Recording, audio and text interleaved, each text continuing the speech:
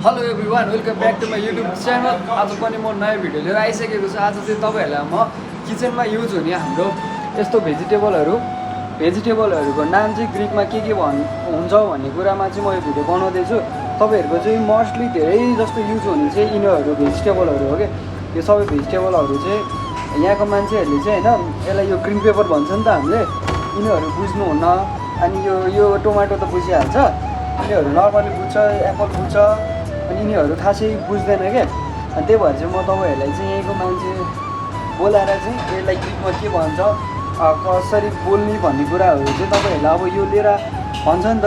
अनि तपाईँहरूले बुझ्नुहुन्न नि त, त्यो गाह्रो हुन्छ भनेर चाहिँ मैले यो भिडियो बनाउँदैछु तपाईँहरूको लागि। भिडियो चाहिँ अन्तिमसम्म हेरेर साथ दिनु होला है त। मैले चाहिँ आज यसैको बारेमा भिडियो बनाउँदैछु। किचनमा चाहिँ तपाईँहरूलाई मोस्टली युज हुने यो भेजिटेबलहरूको नामहरू कसरी ग्रिकमा भन्छ भने तपाईँहरूले सिकेर आउनुभयो भने तपाईँहरूलाई धेरै सजिलो हुन्छ क्या। त्यही भएर चाहिँ मैले यो भिडियो बनाउँदैछु है त। भिडियो लास्टमा हेरेर साथ दिनुपर्ने हुन्छ केटाहरू, सब्सक्राइब। अब चाहिँ म यसको बारेमा सब भन्न गइरहेको छु होइन। यता चाहिँ हाम्रो मैले एकजना चाहिँ यसो बोलाएको छ भन्नको लागि चाहिँ म चाहिँ उसलाई यो 1-1 गरी देखाउँछु। अनि उसले दिस प्रासिनो, कोकिनो, केत्रिनो, लाइक दिस यो तिनवटालाई चाहिँ यस्तो भन्छ है। नो, दिस वान स्कर्तो, लसुनलाई स्कर्तो भन्छ। And this one different, yeah this one different. This सबैले यो चाहिँ होइन, तपाईँहरू मिस्टेक गर्न सक्नुहुन्छ। टोमेटो भन्छ अनि टोमाटिनिया होइन। एन्ड दिस वान यो हाम्रो मौसम भन्छ नि, दिस वान पोर्तुगाली। यो चाहिँ मोस्टली सबैले सोधिरहेको हुन्छ, पोर्तुगाली लिएर भन्दा।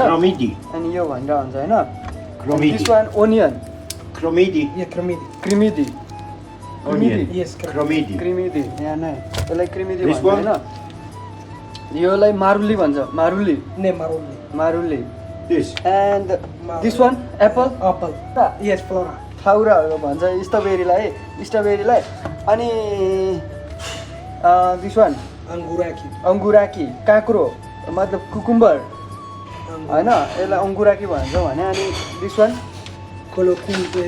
माब्रो भने ब्ल्याक कालो हो है। अब यो बजानी माब्रो, यसलाई कालो भन्छ।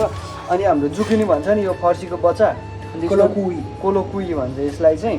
तपाईँहरूले चाहिँ यदि यिनीहरू चाहिँ मोस्टली तपाईँहरूले थाहा हुनुपर्छ। अनि एप्पललाई चाहिँ मिलो भन्छ है, मिलो। अब उनीहरूले भनेको म चाहिँ खासै कन्फर्म मिलो भन्छ अरे। अनि यसरी यहाँ भेजिटेबलहरू आउँछ कि तपाईँहरूले काम गर्दा चाहिँ यो यस्तो हुन्छ है। तपाईँहरूले टक्क यहाँ हेर्नुपर्ने हुन्छ। यो अब इङ्ग्लिस छ तर ग्रिक हो क्या यो। This black